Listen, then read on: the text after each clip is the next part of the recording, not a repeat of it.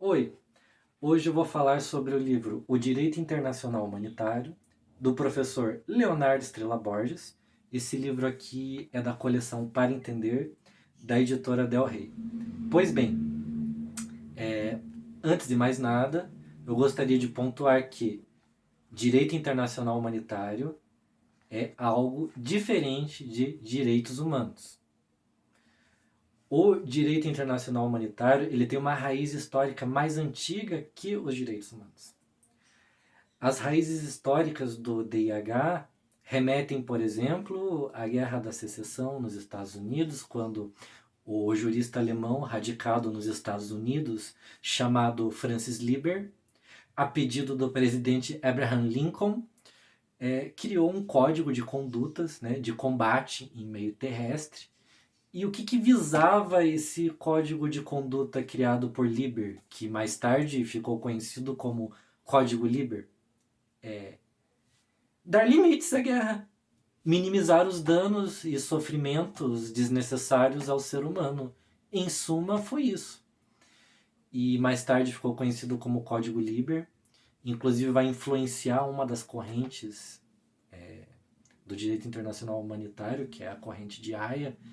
Nós temos três correntes de pensamento dentro do direito internacional humanitário que eu vou falar a seguir, que é a corrente de Haia, que é a corrente de Genebra e a corrente de Nova York.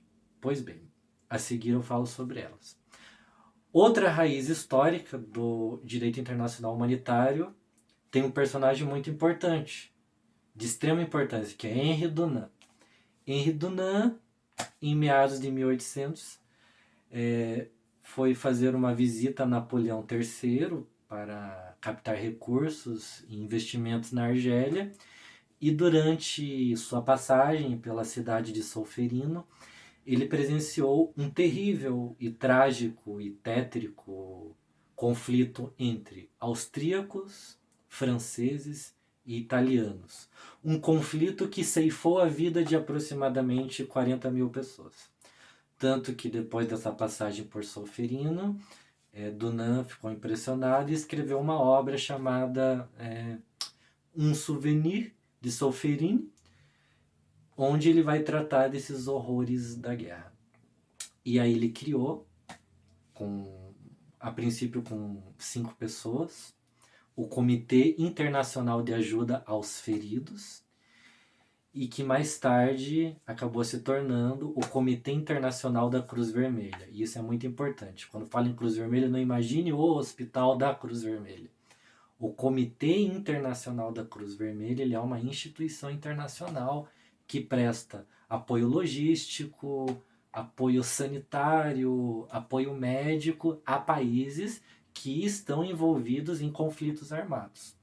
Ele faz atualmente o papel da, digamos, da potência protetora. O que seria, ou o que é, ou o que foi potência protetora. Então, antes da criação do Comitê Internacional da Cruz Vermelha, aconteceu o seguinte: o Estado A entrava em guerra com o Estado B e você ia ter o quê? Ia ter feridos. Então você ia ter um Estado C que não estava envolvido no conflito nem com A e nem com B. E esse Estado C iria fazer o apoio logístico, sanitário, médico durante essa guerra ali, esse conflito. O que acontece é que isso demandava prejuízo financeiro e acabava prejudicando a economia desse Estado que ia fazer o papel da potência protetora. Atualmente, quem faz esse papel é o Comitê Internacional da Cruz Vermelha. Ok. Agora já falamos das raízes históricas, né? Guerra da Secessão nos Estados Unidos e com sede em Genebra, né? Ou a criação do Comitê Internacional da Cruz Vermelha, primeiro Comitê Internacional de Ajuda aos Feridos. Pois bem, agora avancemos para algo muito importante. Quando um Estado formalmente declarava guerra a outro Estado, né, formalmente, chamávamos de guerra.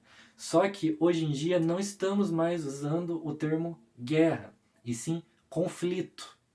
Aí há vários tipos de conflitos. O conflito interestatal é o conflito em que um Estado oficialmente e outro Estado oficialmente declaram, né, um conflito. Ok. Só que daí pode ter o conflito intraestatal.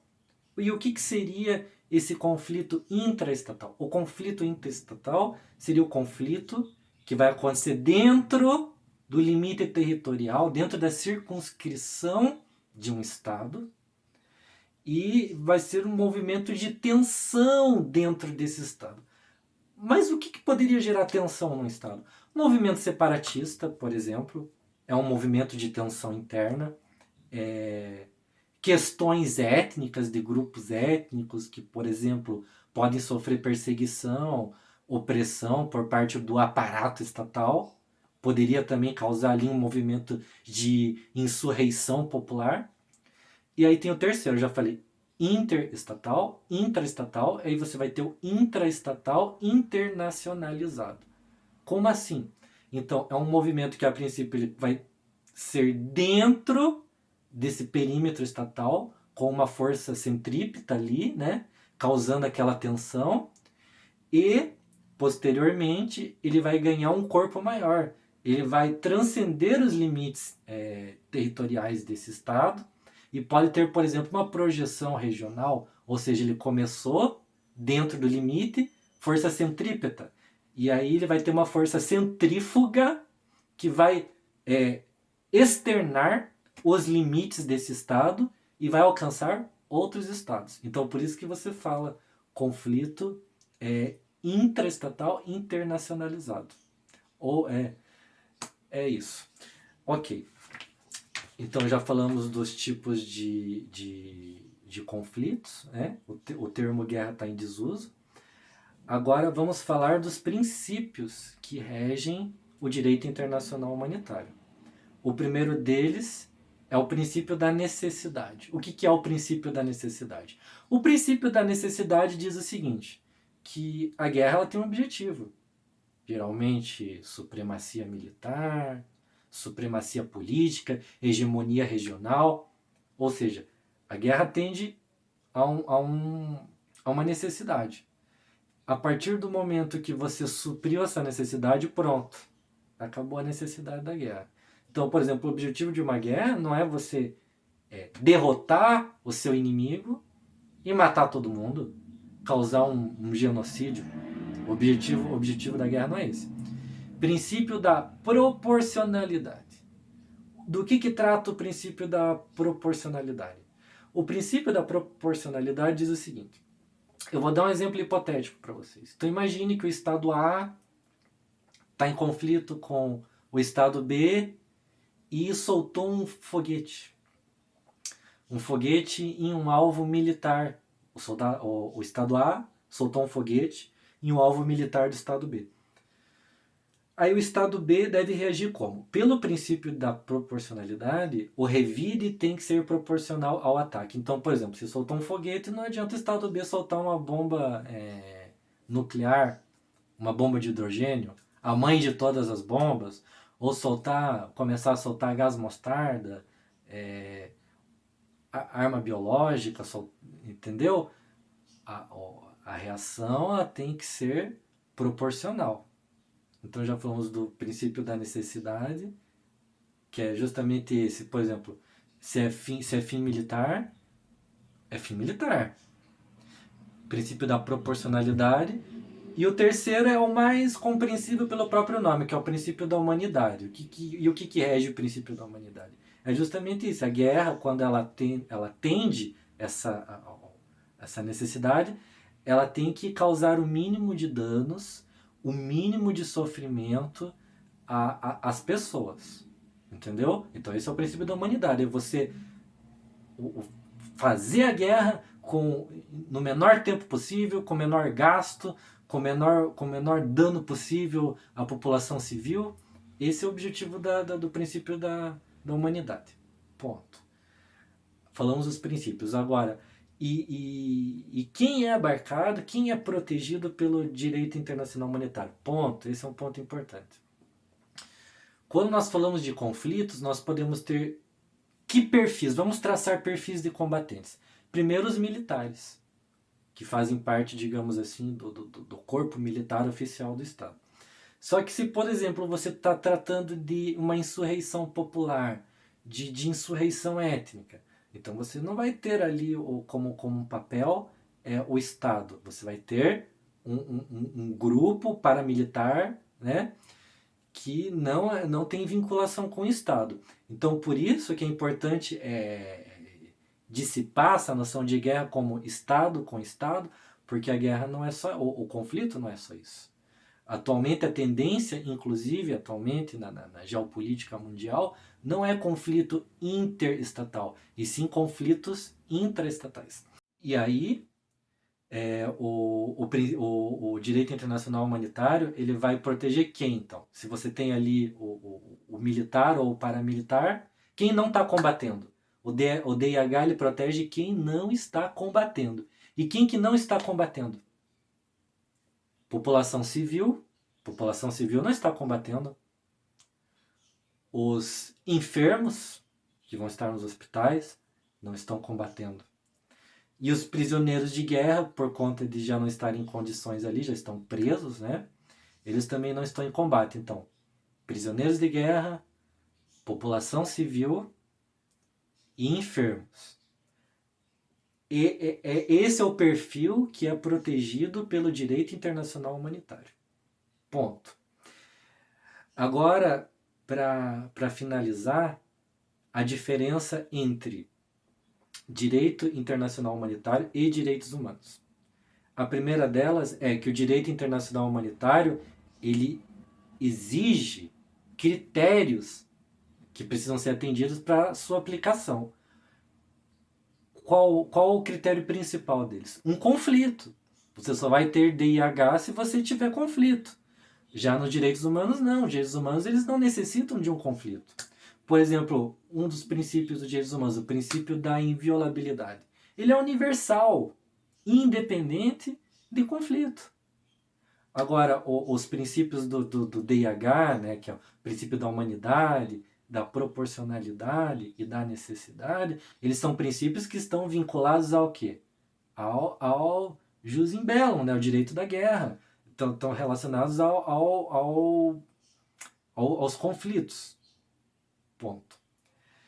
Existem algumas teses que relacionam o DIH com os direitos humanos. Por exemplo, você vai ter a tese integracionista.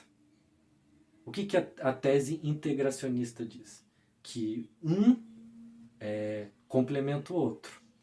Aí você vai ter, por exemplo, a tese separatista. A tese separatista já diz o seguinte, que DH é uma coisa e direitos humanos é outra, diferente, entendeu? Tese separatista. A integracionista já vai integrar as duas digamos assim, no ordenamento jurídico. E a complementarista diz o seguinte, que um complementa o outro. Então, a relação entre direitos humanos e direito internacional humanitário é regulado por essas teses. Integracionista, complementarista e separatista. São essas três.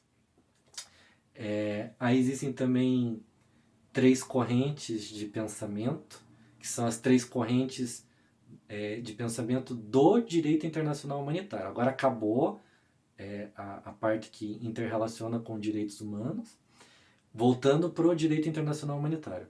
Então vai ter a corrente de Haia, vai ter a corrente de Genebra e vai ter a corrente de Nova York.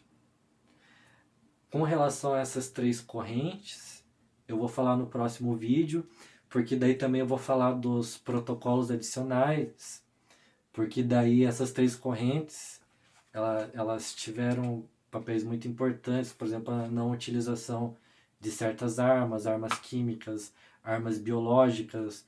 Depois vai ter os protocolos adicionais, os 4 protocolos adicionais de Genebra, que vão tratar de conflitos internacionais, não internacionais, vão tratar dos enfermos, dos náufragos, dos prisioneiros de guerra.